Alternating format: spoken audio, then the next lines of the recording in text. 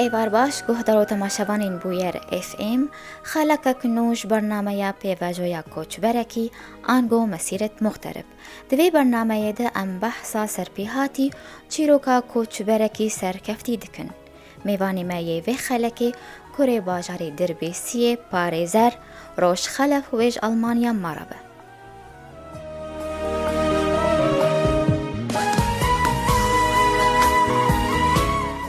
دەماتە خۆش بە مامۆستا ڕۆژ تو بخێر هاتیە بەرنامەیامە.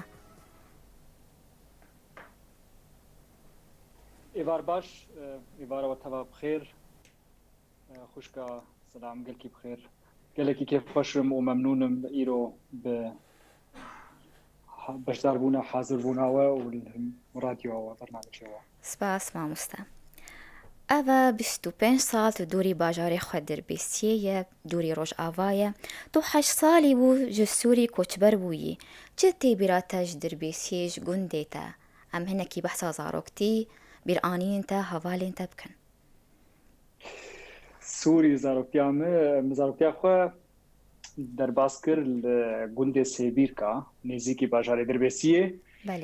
گوندێ سێبیرکە گوندێ خاڵانێ منە لوێ دەژدایک بووم و لوێ دەمەزنجی بووم حیا تەمەنێ بوو 7 ساڵ و نیو 8 ساڵ زارۆکتیا خۆ لوێ دەم دەرباز کرد طبعا گەلێک هەڤالێ خوارب مالباتا خوارب جاموێ چاغێر جەمە و باوێم وێ شاغێر نەل جەمە بوو دەرکەتبوو ئەڵمانیا عفوەن دەکەتبوو رووسیا وێ دەمێ زارۆکتیامە بڕاستی تشتێکی گەلێکی خۆش بوو خواردنا سووری تێبیرامە جەوێ سووری تێبیرامە هەڤالێم عیدێ نەورۆزێ تێبیرامە گەلێکی خۆش بوو دەمێک پڕ هێژا بوو خۆش بوو. بەلی تەمەنێتە 8 ساڵی بوو وە بەرێ خۆدایە ئەڵمانیا تە ژیانە خۆ لە ئەڵمانیا بوڕاندیە ئەم هەنێکی بەحسا ژیانە تەبکن لە ئەڵمانیا وەک زارۆکێکی بچووک چاوە تەڤلی وێ جواکێ بوو جواکێک نو بوو سەرتە. ڕاستە وێ چاغێ ئەم هاتن ئەڵمانیا دەدی جامە ئەز و برێ خۆی بچووک ئەمژ سووری مباشر هاتن ئەڵمانیا جەم باوێمە بکون وێ چاغێ 4 ساڵی باوێمە لە غەریبیە دەرباس بوون ji Rusya hat Almanya û ez jî û ca xwe birê xwe ji Sûrî hatin cemwîl vê de Almanya wek divê aîla me dîsek ya hev zaroktiya xwe vê de min derbas kir taban di wextekî dihîn gelek Kurd li vê mentıqa me tune bûn helbet wê hijmara xelkê hevalê min î bêtir Alman bûn ez di nav civatek Almanî rabûme طبعا دوستي ما هبون مربي ما هبون بس يا مسافة دور بو يا جي برنجكي دن نزيك بون تشيند بو المهم از دنار جواتك الماني رابوم تبليغو مسافة اول السوري جي خوان دبو بس من الفيدا دس بيكر ديس جي صفا اول يعني تقاربي مدجارة صفا اول خوان جاكي سوري جاكي الفيدا بس شبوغ از فيري زماني الماني ببم جي دس بيكر دش بشوكانية دب وتبك انك بتشكي زحمتي هبو يعني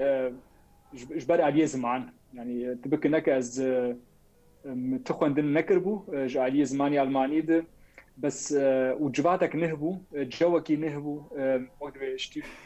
تقاليد وعادتي وان نوكي معنا بس تبك انك يعني ديسجي تبري وان زحمتي وي خوش بوجي يعني از نبوشمان مزيرو از بقي وقت بفيداك لمكر از ناب جوات ألماني درابوم جبرق أزمام كرد لمالي بتقاليد وعادتي خو بستراني خو بكولتورا خو بخارنا خو بزماني خو إيدي أزمام كرد بس بفيرنجي از وقت بجدار بوم لجوات ألماني واز مجال مش خور شكر از خوشك بعلم زماني وان وحياتا خلفر وقت بيدس بكم باشا جبو چه تتخواست دواري مافناسية ده ببسبور جبر چه تأفبش هالبجارت مافناسي تشتكي عالمية جي هر كسي تخواستن و هر كس دكوه ظروفي ايج مرة دعوة ما في خودك اشتغاليك هي دبي ماف كس نادته ماف دبي بيستندن كس ما في تنادته دبي دوێتە مافی خوا بستینە داوا مافی خوا بکە ئەم لە گۆر ملەتی خۆی کورد ئەم دبینن کەسی دەولەت ئامە نەدامە ئەم ام آنجا خم دولت خو بستین ام کردستان خو رزگار بکن و آزاد بکن بما في خلقي تمي ولوي يعني دوي هناك هبن ما في تا شتر بستين يا ما في خو بستين كس ولو نادته ما فناسيش مر تشتكي خوش بوش برجو از انسانك از صراحتي راس دكم از حز دكم كم قلنا حقيقي شينا ب از حياة جمبي از خوازم وقت بي اشتيها باراميها بحريك وبقه ما في خو وازانم خاصه الفي غريبيه ملتي ما جبرجو زمان تنه جبرجو زمان كيم يا جبرج بشكل عام وقت درباسي في جواتا الماني نبونه وهلبت درباسي جواتا وقانونا الماني جي نبونه يعني نت سورد يعني اجا تابت جبو ملتي خو بس جبو هبالي خو ودوستي خو وخلكي غريب جي از استخوازم خلكي بقيهن حقيوان بله دخوازات بو ما مستروج قالوا ما فناسي لألمانيا وك ما فناسي لسوريا وك صالان يان صالن بيترن صالي خوندني ما فناسي الفيدا الألمانيا دستي حكومتي دي يعني نحر جامعك اللي قول كيف أخوة بجيتينه دستي حكومتي دي وك خوندنا الطب يعني وقت بحكومة دستي خداتين السر أسخو شكة تم السورة خوندنا حقوق للسوري برجو مرفي مهنة إيج خوندن السوري هن دوست وهذالي مهنة إيج السوري خلاص كرنا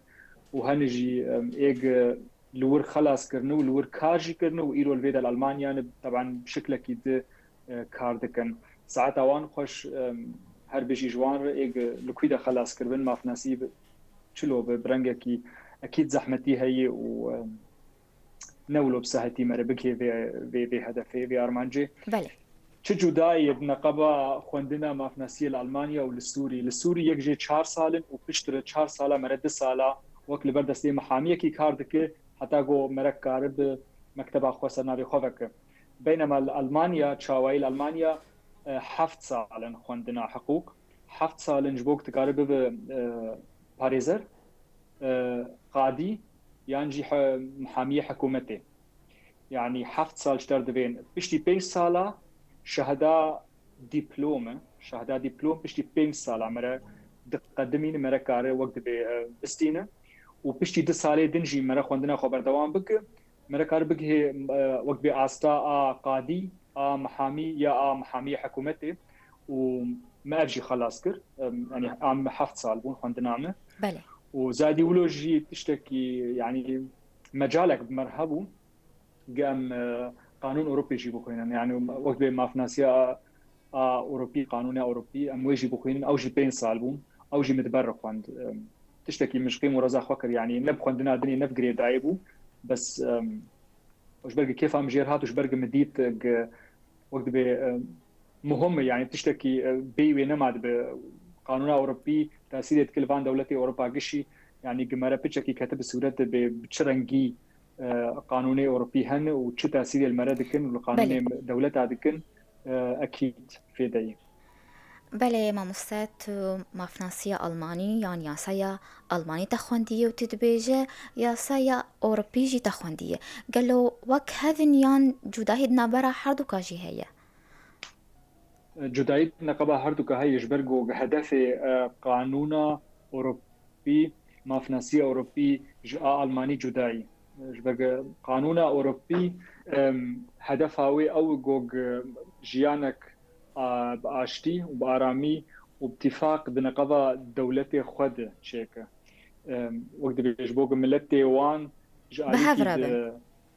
بهافرا بن دست بدست بن وجاليكي بيجبوق زحمتي نكشينن مثلا از مثالك ميناك جوار بيجم مثلا كاركرك هبل لايطاليا لشركتك بالشغل وشركتها وي بنقل مثلا المانيا شينا بزحمتي جوي انسان يرهبن جو كارب كاري خول المانيا بردوام بك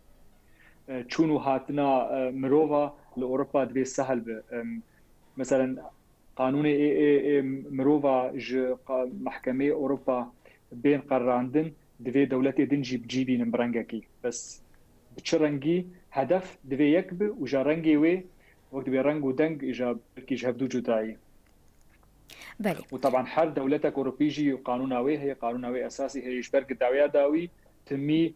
اف دولتي أوروبي يك بيك دمينن آزاد ودمينن سربخوا ودمينن وقت بي خودي قانون أخوا. باشە لە ئەڵمانیا وەک پارێزەر چه هاتشتە خواستن گوتکاری خۆ بکیوت ئۆفیسە خۆڤەکی هەلبەت خوێندناوی ئا 5 ساڵە مخوند شهدا دیپلۆم ڕاهشتێ پشتی 2 ساڵێدن مخوندن بەردەوام کردم ڕاهشت شهدا قادی یعنی ئیرۆژمە دەردکەوێ ئەس ببم قادی یاز ببم محامی حکوومەتێ و یاژی ئەس ببم محامی حڕ وەک دەبێ ئەس قەدیا بگرم ئەف ژمە هات خواستن یعنی خوێندن بخوا زەحمەتیاوی هەری خورد وەک دەبێ وەختێکی درێژ بۆ حیاگمە ئەف خوێندن خەلاص کرد تبلی بۆ مزێدە نەکرد یعنی 7 ساڵی ئێگل شروعی جامعە ڕاندن ئەو 7 ساڵ بوون ژمە هات خواستن و پشتی 7 ساڵە پشتی مەرە ڕادهێژە هەردوو شهدا دیپلۆم و شهدا ئاقادی بناوێن شهدا قادیە طبعا تكار في محامي كاري محامي تيجي بك بيشتي ترهش بان هردو الشهداء ويشاغي مش حقي مريه اجا قلت مكتبك يا بينما نوك سوريا وهينش ترتبيت دس على البردستي هنكا بالشغل ياولو لا افدس عليه ايه شهداء قادي مرا كاردك ومرا دخوينو مرا فحصاجي تقدمينه حياقو مرا كار براهج فحصا شهداء قادي بله يعني برانجكي كورتازيش تربيجم 7 ساڵێ خوێندنێ بوون و پشتر مێرە کارش بەێ 7 ساڵێتە تکاری بوو گوت ئۆفیسە خۆڤەکی وەک شێوەرمەندی یاسایی قانونی ون کارتکن ئۆفیسا خۆ هون کیژان مژاران دکین یان چ جورەیین یاسایینە گەلو هەموو جورەیین یاسایین هەموو قوانینن هەلبەت ئەم محامی ئەم حڕن گۆگ ئەم كيجا مجالي قانوني بجيبينن ومقدياج كيجا مجالي بقرن ومنقرن استلام بكن حريق جماع بس وقت بيجيتي خواستن وقت نصيحاك اللي تيكرن و فكراك جوج شخور بنقين خبركزين السر قسمكي قانوني جبرجوج هنجي كوير ودورة وقت بحري لازم قلت بركزين السر مجالك جبوك تسر كفتي بجبوك نتعب وشبوك تكارب وقت بداخوازي موكلي خوب جيبينا يعني دبي محامية حر تشتي محامية نتشتكي يعني دبي تشخور بنقين وقت اختصاص طبعا انت تختورها بيتر وقت معروف يعني اختصاص يوان حركس قبول دك والجب حركس وقت معروفة كس نابي شما اختصاصات أفا بينما إما جمع محامية تبلي جو بخوندنا اختصاص هيجي يعني إماجي 15 شهده هن يعني تكررها يكج 15 شهده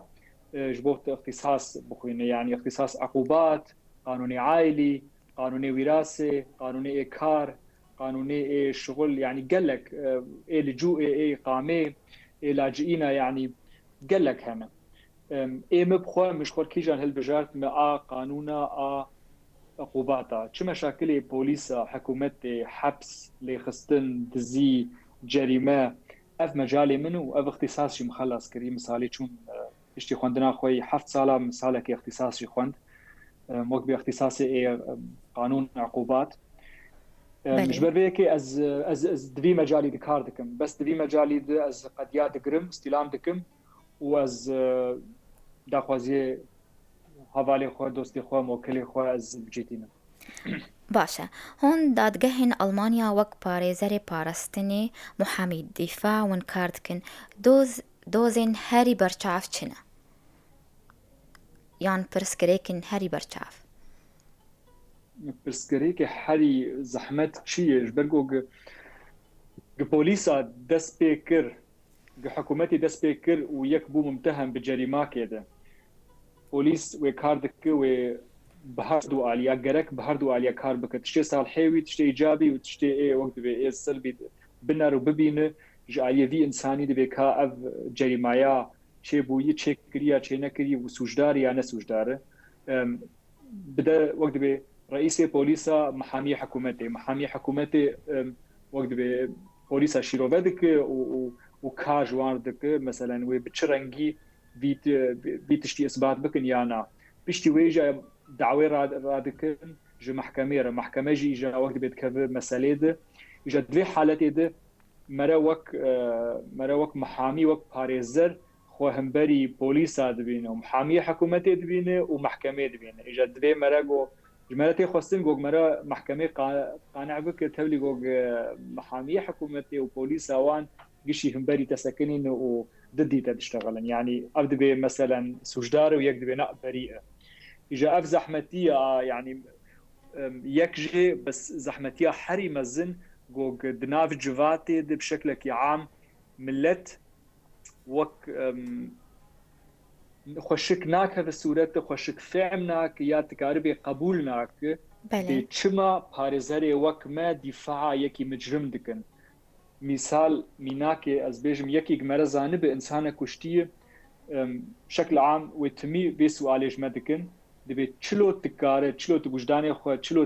دميرته چلو دميرته قبول دكت في انساني دفاعي دكت هبلي جو انسانه كشتيه بس في حالتي ده وقت دبي جوابها مشي جوابها او جو تشتيق قانون بخوا كي ما في انساني ايج جريمه كربه ام وي ما في جير دستينن ام جير رزقار دكن ام جير ام دخوازم بجيبينن تشتكي ام ناخلقينن وام تشتكي زيدي قانوني ام ناديني يك عاددوا قانون تمي مخالفات داتين جفر حياة فر يعني نم قانون تنية وت جريمة تنية قلت بي مثلا عقوباوي أفا بسري درزية بتفاصيل أفا تنية تمي جفر حياة فر يعني مجال هي تشتيقت صالحي ويبن تشتيقت ضدي ويبن قريت كشي تبلها بتوك وقت بي تشتي بريارة أحري معقول جعليه ويد تجير بستين تبلي جوج قانون طبعا مجالي للمرة باشا بريقو أمنا بركة بستين ما مستوروج ون الأوفيسا خوك باريزر هن بتشزماني كارتكن أز بخوا هلبت از بزماني دايقا خوا كارتكن بزماني كردي خلقي ماي كردي سوري أكيد أم خوشك شهدو في عندكن چند شغالي عربي دناف دهند دناف زماني ماي كردي مخابن بس تبليولوجيا مش هدو في عندكن خلقي ماي كردي تركيا مش هدو في عندكن وايه كردستان عراق يجي مش هدو في عندكن وموكلي مهني جي ايران يجي يعني تبك انك زماني وانجي موجوداي بس مرج هدو في عندك يعني بشكل كي قشتي ام بيجم بزماني كردي اس كاردكم قديم بزماني انجليزي اس بجيتينم وجبرجوج از 6 ماه اسبانيا مجيانا خو در باسكري لباجاري برشلونه از زماني اسباني جيت اشتغلم وقديم يحن ايكو ملتي بزماني اسباني تشتغلن وهلبت بزماني الماني زماني كاريمه المانيه اساسي پر باشا ما مستوروج امينا بركه كورت بستين وبقرن برسيخو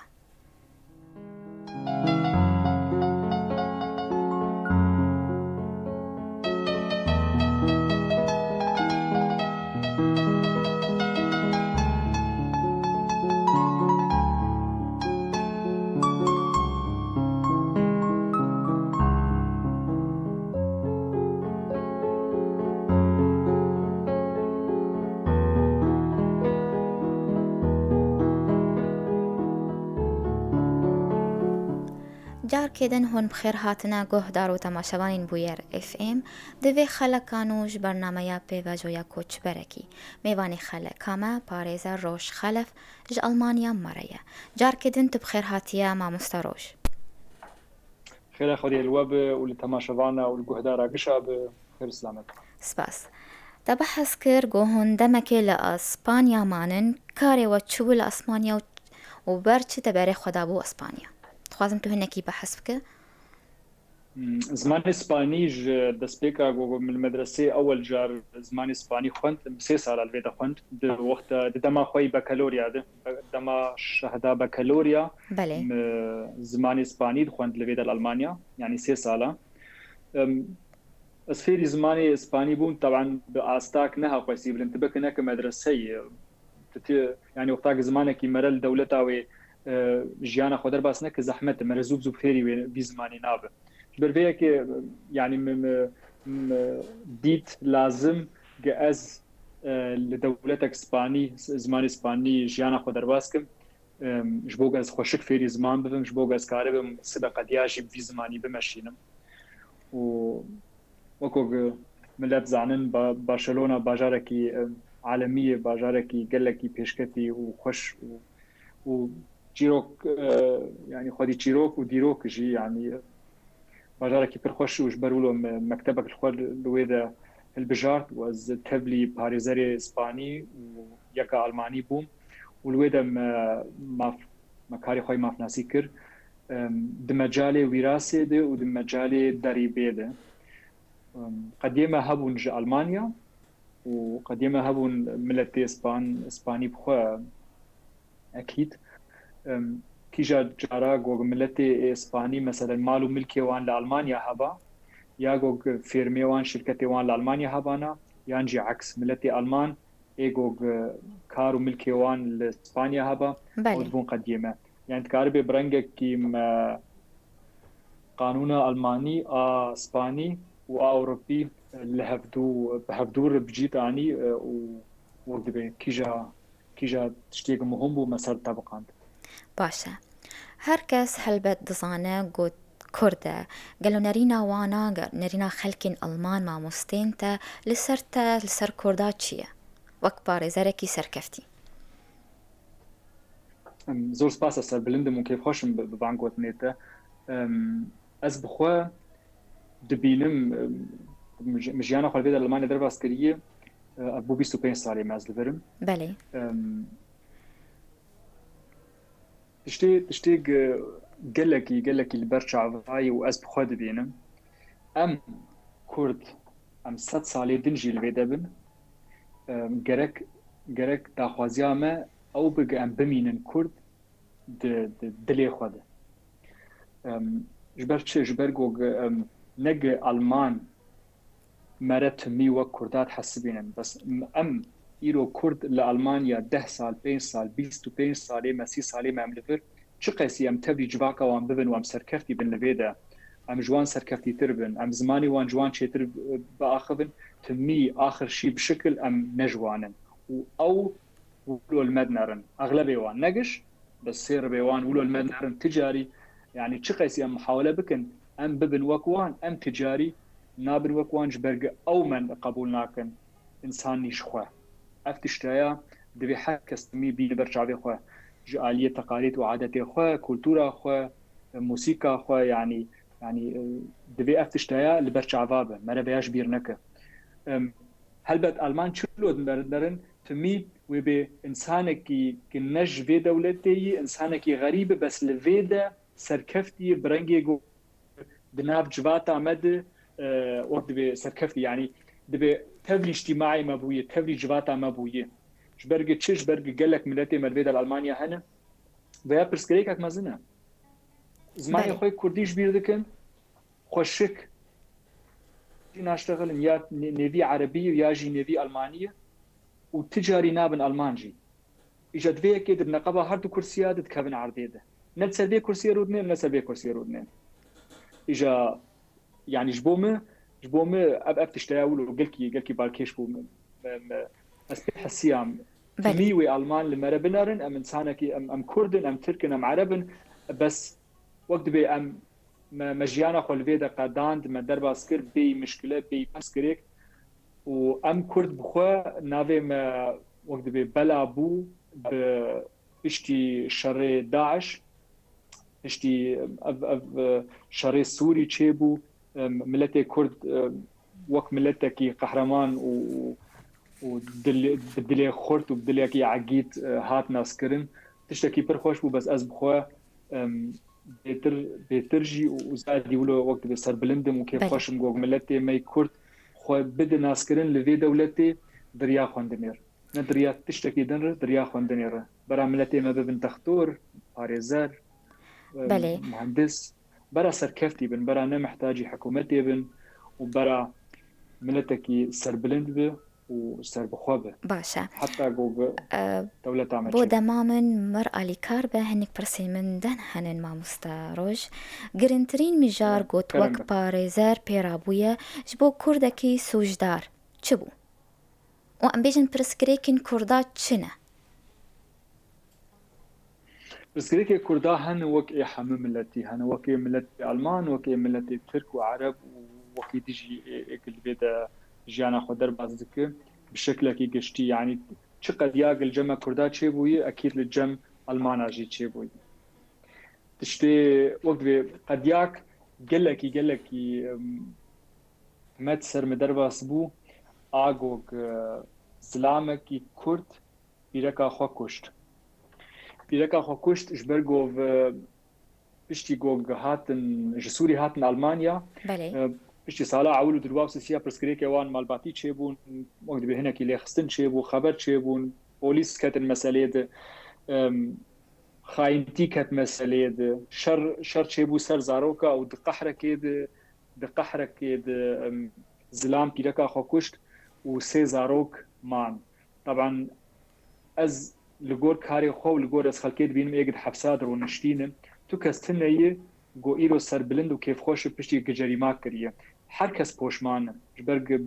بکاره کیولو ناموس به ولا شرف به ولا قحر به ولا حسودی به چه به تو کستنه و پشتی وی نپوشمانه جبرگو مالا خو خراکر به تمامی و تشتيق دبي قد يدقلك زحمت بو قنهم قلك يبان سي زاروك هات يعني بيرك هات كشتن بدست زلام جا زاروكا شو وبابي زاروكا جي شو زاروك مان دستي حكومتي ده وانا الجور تربيه المانا رابن الجور فكري المانا رابن وبزماني خوي فيري زماني خوي كردي خرشك نابن بله ودناب جواتك الماني رابن اف بچكي زحمت بو يعني تشاوب وانار الي كاربو وقت باريزر از وقت پارێزەر از حیا ڕۆژە ئیر و بوان علی کارم گۆگ از وان زارۆکەش حکوومەتە ئەلمانیا بستینم و بدم مالباتە وان زارۆکە گرت ناو جواتە خۆ ناو جەم ئاپێ خۆ خالتیکا خۆ و متکا خۆ و زارۆی ئاپێ خۆ مەزن ببن بکە نەکە ئەس بێداویا داوی دێ تجاری نەماوەتگەر بەس خالتیک بهنا دێژێتێ و آب جي بهنا باب جيتي يعني تبك نك ودناب جواتا خود ناب مالباتا خود وبيچكي هاگر بيرانينك به هاگر گوتنك به هاگر صورتك به هاگر اشتغاليك به اسلوبك به اي جاوي به اي جاوان به وخالتي كوان كارب جوان وقت بيشوانك وجاليه اب ونفس الشيء ازي محاوله بكم بس كاري مني اساسي او بوغ مدفاع زلام كر جبرگو دكشتن جي قالك رنگي كشتني هنتنه وكشت او متهم بكشتنا ناموسه وهات اثبات كرن بكاري ما قلنا ناموس بو شرك بو ولحظات قحريب وبيرك هات كشتن بس مثلا ناموسه نمسألة دبو شو ما جيش برجع أفتمي يعني دملتي ما يكرد بعرب وان بن مشكلة ولا شيء دبن قبي زلام قبيلكتين كشتم بدست زلامة فورا فكرة عول تبى لاوان دبي أكيد ناموس دبي أكيد بيرك تخص خبرد وزلام قبول نكرش برجع زلامي شرقي بشكل عام لقور نرينا وان طبعا دبي زلام بيرك تميت حسبي الملكي هو وبيرك بمافر بدف دعوة ما في خبك بزلام سلفا وان دكوجن بس نتمي ولو جانا جيجي زلام جد خوازه خوشي برده بس يجا شرك دبينه برسكريكك دبينه وك في مساله زاروك بون يعني شري وان بردان بو سري وان زاروك بو دوي شريده وك او كشتن چيبو بله هون دزان هجمارا پارێزەرین کوردیان ڕۆژئاوای کوردستانی لە ئەڵمانیا یان چقا سنه ایگو کار دکن لكور معلومات الجمع هاجر معلوماتني وقت هبن برا حركس كرم كجمر بيجي لقور معلومات الجمع از اول باريزرم كرد ج روج آوای كردستاني ج سوري جيرو البيد ألمانيا قانون خواندي وخلاص كريه وبوي محامي بريمه قالك محامي هبون از خواب بين شش حبال ألمانيا قشي نازكم حرب باجارك تقريبا يعني نقش دباجارك يدنا بس بشكي دباجاري ألمانيا نه وزا عندنا از بين شش حبال نازكم كردي تركينا كردي اي روجاواي كردستاني از جغيري خو كسي ناس ناكم وهقل هبن از كيف خوش وسر بلند بم از روكيج روجاو عم ببينم والناس بكتم و حتى روجايرو از كسي ناس ناكم بله هون دکارن چه آلی کاریج بو کردن هر چار پارچای کردستانی بکن دواره یاسایی ده از آمدم ج ملت خارج کیجا پرچه کردستانی بگبین خو نزیکی مبکن بس قد مجالي مدبه از نخو دكم معلمي حرتشتي وناس كارم خو بكم معلمي حرتشتي داويا ولو كاري ولو تمي برسكريكن ناكوكين دلمائية پوشمانية جبر بيك از كاري من عقوباتن يعني چه جريمة بن چه مشاكل بوليس بن از آمدم از کار بکم و از مافی وام بجیبینم و از بهلم قطعدل وانه هگر ده مجالی مدبم وقتن از کاربم به نصیحه که بشیرته که الوان بکم فیری زمان ببن فیری خواندنی ببن و بگین آسته بلند افتمنك دريج هون كوچبري بوراندية قالوا كوچبرين دوي آلوزيا سوريا دهاتن بري خدانا كوچبريان بري خدانا ألمانيا لچه دگرن لراحتية لخواندني لچاوا تچاوا وانا دبينه شكل برنگكي گشتي ناي گوتن ملتي ما يك ج تنگايه كي دبج ولاتي خبردا قالك جوان الآرامية والآشتية دقارن دخوازن وقت به صحتا زاروكي خو بأمنين صحتا خو بأمنين قالك جوان هنجي دخوازن روشا خوي مادي بأمنين اف حرتش داخوازين پر يعني مربي قانع يعني ام حركس ميولو بن إجا مخابن وقت بيه دولتا ما كتفي ظروفي دق ملتي ما أولو محتاج بو أزد بيجم ملتي ما هاتي فيداش بوق عاشتية وآرامية وقالك جوان أذ مجالي جوجل ألمانيا هنا شخور أولو استغلال كرن والبجارتن وسركتن قالك يجي سركفتي بون وخواندني بشغل بقالي كاريا ملتي خوال السوري تشتكي جوج از بخوا پر گرنگ دبینم جوج مرا لفيدا بشرنگي بمرا علي كارب بملتي خورب مالباتا خور السوري ولغور از دبهيزم ودبينم جي ملتي ما فعلا ولو يق قالكي علي كارب ملتي خور السوري بله إشبو دمين بيروج بروجي انتهنا بروجي من إشبو دمين بي از محاولة بكم از سرکفی بم بکاری خود از روکی جوجا ببم خودی مالک خودی زاروک از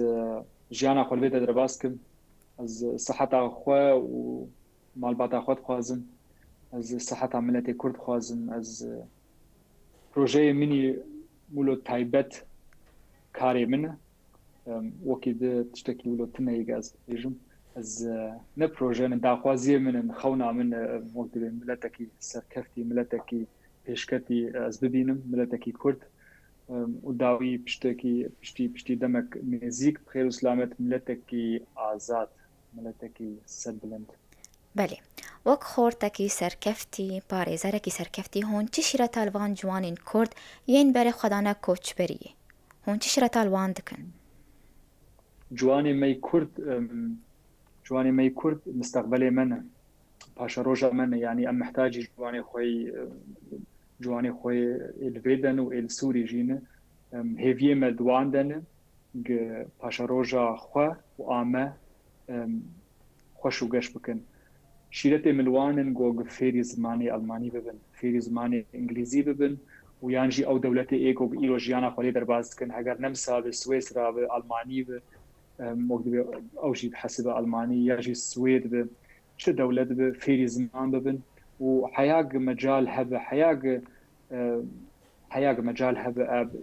مقدبي بسركبن جالية آسا خواندني ده نمهم تتشو خواندني بخوينه بس هجر وقت شيرتك أسكارم بكم مرة خو بجينا جامعة مرة خواندنا كي الجامعة لزاهنجه مرة بخوينه الجور تشتاق كيف مرة بخوازه از دبینم وقتی مجالك جملت أوروبا ما كردا ناس بك بهتر ناس بك وخاصة ما كردا بخوا ناس بك يعني نه بس ملتك جويدة يا ترك يا عرب لا أم كردن بله شيرتا مروان شيرتا مني جالية تقاليد وعادتي ما استخوازم زماني خوش بيرنك فيري زماني خوب بن خوشك لدنگ محمد شيخ و گداری بکن دنگ سعید یوسف گداری بکن شرام پرور گداری بکن اف هنرمندی می هیجا و دلال ایگ بابو کالیمل وان گداری کرن وسفید شلبی حزنی محمد عارف جزراوی کی جوان بحریک و ایگ لگور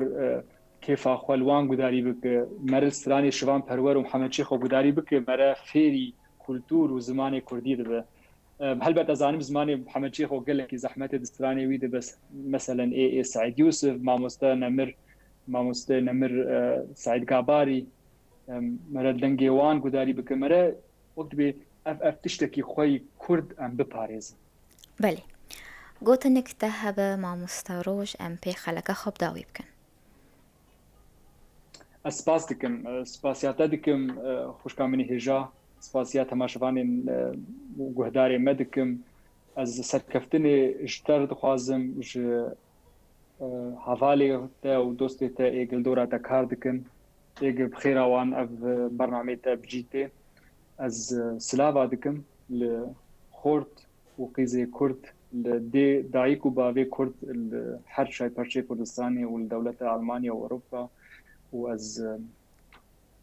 عاشتي وآرامية ملتين مرد خوازم وسركفتني خوازم رئيس سلاف جوار قشار هن وزور سباس قال لك سباس بو تجي ما مستروج قولوت بو ميواني ما سركفتني جبوتا وجبو كاريتا تخوازم وجيانك خوش بوتا زور سپاس بمين خوشیه ده سپاس ام به ویرانگی هاتن داویا خلکا خوم بهیوینن و دمک خوش مردر باز کرن سپاسیا میوانی خود کم ما مستروش خلف گوج آلمانیا میوانی مبو سپاسیا حوالی خود کم لسر کنترول و شانا زندی یاسر و لورین حتی جارک دن چارشمک دن بمین کیف و خوشی